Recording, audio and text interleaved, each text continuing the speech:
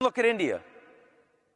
In a world that lacks leadership globally, Asia has a lot of leadership locally. And Modi's win is huge. I was in India a couple months ago, and I was astonished at the biggest complaints that I heard domestically.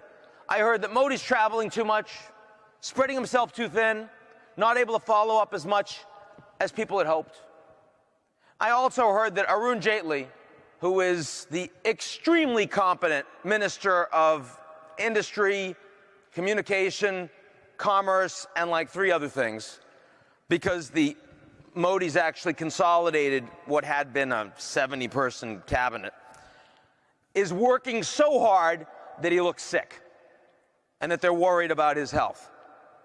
I got to tell you, the idea that in India those would be your two biggest complaints is astonishing. Right? I mean, this is a country that never had leadership of a party, and now you have Modi that actually controls the BJP. This is a government that actually shows up for work. This is a government that actually isn't corrupt. Truly isn't corrupt. That's astonishing in India. Now, don't get me wrong, the place is decentralized. It's going to take a long time. But you have a good 9 chief ministers of key provinces along the Western Industrial Corridor.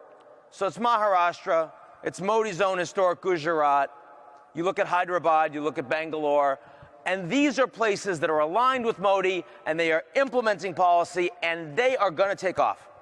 And that's exciting, because India has been such a disaster story for decades. So you look at major economies in Asia, and despite all of these geopolitical tensions, it actually looks pretty good in the near term. Now, I do believe that longer term, India's rise will make it very clear that it's the China-India conflict that we have to worry about, not China-Japan. Because the Japanese are not going to build a meaningful military. Their population is shrinking. They're not competing with the Chinese economy, and they won't be over the long term. They're at very different stages of development. They just hate each other historically. But India-China, if India is actually getting their game on, when you see Modi going to Vietnam and saying, we'd really like some blocks for exploration for energy, and in return we're going to sell you a bunch of Coast Guard vessels so that you can deal with the Chinese more effectively in the South China Sea, that long-term poses a serious problem. But not today, not 2015, not 2016. So Asia geopolitically